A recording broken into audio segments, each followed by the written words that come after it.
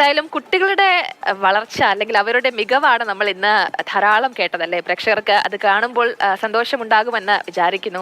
ഇനിയും അത്തരത്തിൽ മിടുക്കിയായ ഒരു കുട്ടിയുടെ വാർത്തയിലേക്കാണ് നമ്മൾ പോകുന്നത്. ലോകത്തിലെ ഏറ്റവും പ്രായം കുറഞ്ഞ തായ്ക്വാൻഡോ പരിശീലക നമ്മുടെ അയൽ സംസ്ഥാനത്താണുള്ളത്. 7 വയസ്സുകാരിയായ സംയുക്ത നാരായണൻ കഴിവുകൊണ്ട് ആരെയും അമ്പരപ്പിക്കും.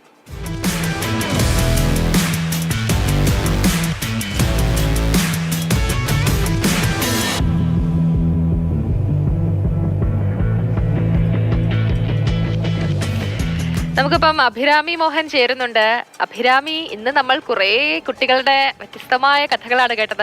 മിടുക്കരായ കുട്ടികളാണ് നമുക്ക് ഒപ്പമുള്ളത്. ഇപ്പോൾ ഇതാ കായികപരമായിട്ടും മിടുക്കിയായിട്ട് കുട്ടികൾ ഈ പ്രായത്തിൽ തന്നെ ഇതൊക്കെ പഠിക്കുന്നു എന്നുള്ളത് കാണുമ്പോൾ തന്നെ നമുക്ക് സന്തോഷമാണ്. കാരണം അവര് എല്ലാത്തിനും ഏബിൾ ആണല്ലോ എന്ന് ഓർക്കുമ്പോൾ.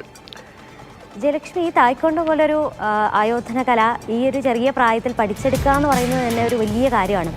ആ സമയത്താണ് സംയുക്ത നാരായണൻ പറയുന്ന ഒരു 7 വയസ്സുകാരി അത് പരിശീലിപ്പിക്കുന്നത്, എൻ്റെ പരിശീലകയാകുന്നതും അതുപോലെ ഗിന്നസ് വേൾഡ് റെക്കോർഡ് സ്വന്തമാക്കുന്നതും. 3 വയസ്സിലാണ് ഈ കുട്ടി ഈ ഒരു തായ്ക്കൊണ്ടോ പരിശീലനത്തിന് ഇറങ്ങുന്നത്. അച്ഛൻ്റെയും അമ്മയുടെയും പാത പിന്തുടർന്നാണ് അവൾ എത്തുന്നത്. ശ്രുതിയും നാരായണനും ദമ്പതികൾ, അവളുടെ അച്ഛനും അമ്മയും അവരും ഇതുപോലെ തായ്ക്കൊണ്ടോ പരിശീലകരാണ്. തായ്ക്കൊണ്ടോ പരിശീലകർ മാത്രമല്ല, ഗിന്നസ് വേൾഡ് റെക്കോർഡ് ജേതാക്കളും കൂടിയാണ്. അവരുടെ ഒരു ശിക്ഷണത്തിൽ 3 വയസ്സ് മുതൽ ഈ കുഞ്ഞ് ഇതുപോലെ തായ്ക്കൊണ്ടോ പരിശീലിക്കുന്നുണ്ട്.